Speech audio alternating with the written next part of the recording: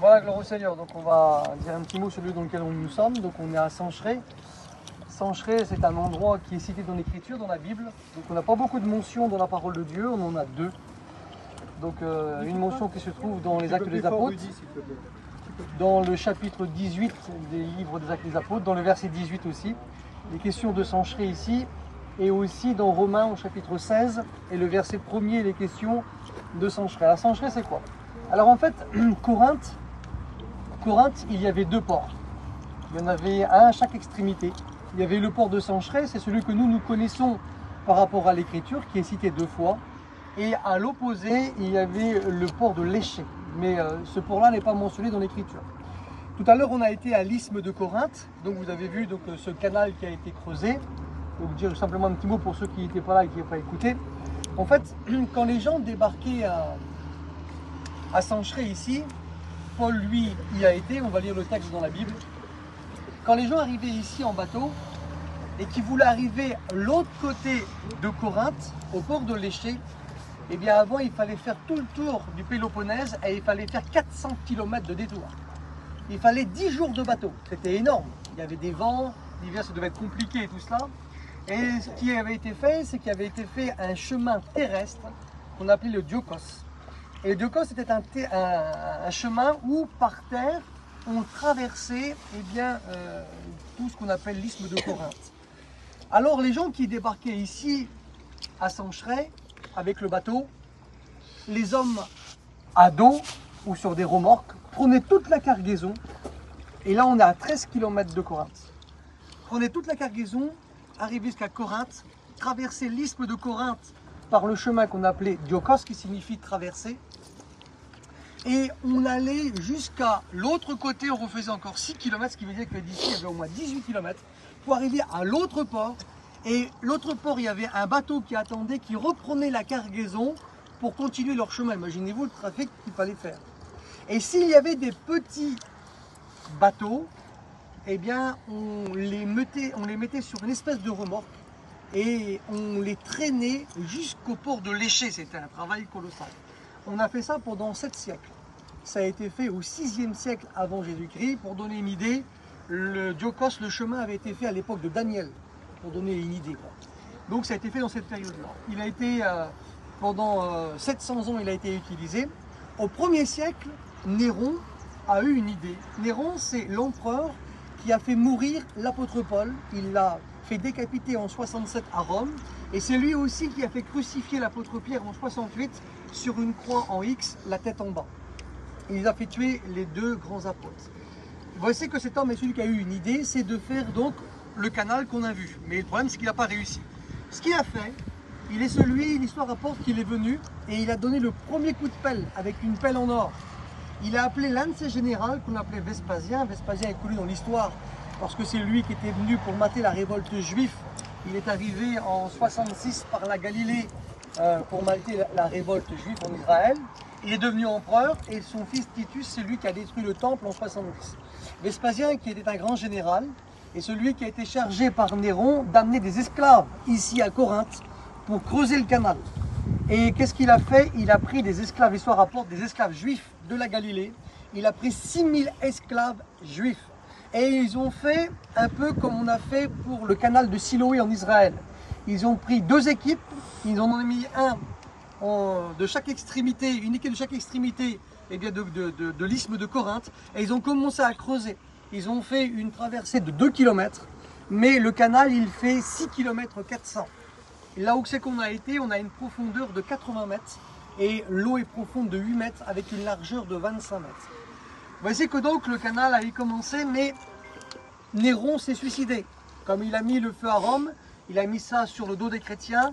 On a persécuté les chrétiens, on les a brûlés vivants. Et puis voici qu'il a été démasqué et Néron s'est suicidé. Son successeur qui s'appelait Galba n'a pas voulu poursuivre ce que Néron avait fait parce que ça coûtait bien trop cher. Alors ça a arrêté pendant 1800 ans. Et voici qu'on avait un Français qui s'appelait Ferdinand. Et ce Français, lui, il avait été appelé pour faire le canal de Suez là-bas en Égypte, pour relier la mer Rouge à la Méditerranée. Et cet homme a été un spécialiste, il a fait un canal de 193 km de long. C'est énorme. Et comme on a vu ses compétences, alors on l'a appelé pour venir ici à Corinthe. Et voici que Ferdinand, c'est au 19e siècle, il est venu ici à Corinthe et c'est lui qui a achevé les travaux. Et donc il a fait ce parcours de 6 km 400 et il pensait le faire en 5 ans. Au bout de 7 ans de travaux, ils ont vu qu'ils n'avaient pas réussi à aller jusqu'au bout, ils ont arrêté parce qu'ils n'avaient plus de financement. Et après, il a fallu qu'ils reprennent les travaux plus tard et en tout, ça a mis aux environs de 12 ans pour accomplir donc ce travail qu'ils ont fait. Ce qui est intéressant, c'est qu'ils ont permis de faire un raccourci pour pouvoir éviter un détour de 400 km. Et le premier bateau qui a fait la traversée était un bateau français qui s'appelait Notre-Dame de Salut et ils ont fait l'inauguration de ce raccourci. Ce qui est intéressant pour nous, c'est qu'il est écrit que Jésus est celui aussi dans Hébreux chapitre 10, il a inauguré une route nouvelle. Et voici que cette route nouvelle qui avait été faite par l'isthme de Corinthe, où on évitait un détour de 400 km, ça faisait un raccourci terrible. Et bien le Seigneur Jésus, lui aussi, en inaugurant une route nouvelle, la route de la grâce, est écrit dans Hébreux chapitre 9 qu'il est venu dans le lieu très saint apporter son propre sang. Et parce que le Christ a apporté son propre sang et qu'il a été agréé par Dieu son Père, il nous a évité aussi tout le détour de la loi pour accéder à la présence de Dieu. Il fallait offrir des sacrifices, faire des rituels, attendre une journée dans l'année, le jour du Yom Kippour, pour un homme rentre dans le lieu très saint, tout un rituel pour s'approcher de la présence de Dieu et de pardonner de son péché. Et bien Christ lui a facilité le travail. Il nous a fait un raccourci. Et maintenant, il n'y a plus besoin de faire tous ces sacrifices, mais simplement besoin de demander pardon pour nos péchés. Et le Christ nous a inauguré la route nouvelle. Alors ça, c'était la petite note qu'on pouvait dire par rapport à l'isthme de Corinthe. Maintenant, nous sommes à Sancheré. Sancheré, donc, c'est le port. Paul y a été ici. Comme il est parti d'Athènes, la ville que nous avons visitée hier, Paul est venu ici. On ne sait pas s'il est venu par voie terrestre ou par voie maritime. Mais s'il est venu par voie maritime, qu'il est venu en bateau, alors il est venu ici à Sancheré. Par contre, ce qui est écrit dans la Bible, on va le lire ensemble, c'est que lorsqu'il est parti de Corinthe, il a pris le bateau ici et il avait le projet d'aller bien jusqu'à Jérusalem. On fait la lecture ensemble, elle se trouve dans le livre des Actes des Apôtres, dans le chapitre 18 et le verset 18. Voilà ce qu'il est écrit, un verset. Paul resta encore assez longtemps à Corinthe, ensuite il prit congé des frères et s'embarqua pour la Syrie avec Priscille et Aquilas, après s'être fait raser la tête à Sancheré, car il avait fait un vœu. Après il va à Éphèse, il arrive à Césarée-Maritime et ensuite il arrive à Jérusalem. Donc voici que Paul est celui qui a été ici. Il a pris le bateau, il est resté 18 mois à Corinthe, il a évangélisé, fondé une église, et voici que lorsque l'église a été fondée, il est celui qui est parti. Et comme ici c'est le port, c'est le point de départ pour aller là où on veut aller, et comme il veut aller à Jérusalem, alors il prend le bateau ici, il vient avec un foyer qu'il avait rencontré, qui s'appelait Priscille et Aquilas. Ils avaient le même métier, ils ont travaillé ensemble, et ici ensemble, ils ont pris le bateau et ils sont partis en direction de Jérusalem. Voici qu'il est écrit aussi dans Romains chapitre 16 et le verset 1er. On peut lire ce texte parce qu'il n'y a qu'un seul verset aussi à lire. Romains chapitre 16 et verset 1er, il est écrit cela. Je vous recommande Phoebé, notre sœur, qui est diaconesse de l'église de Sancheré. Ce qui veut dire qu'il y avait aussi une église qui a été fondée ici. Alors on ne sait pas si c'est Paul qui l'a fondée. Ce que l'on sait, c'est que Paul est celui qui a fondé l'église de Corinthe. Peut-être qu'il a fondé aussi cette église ici.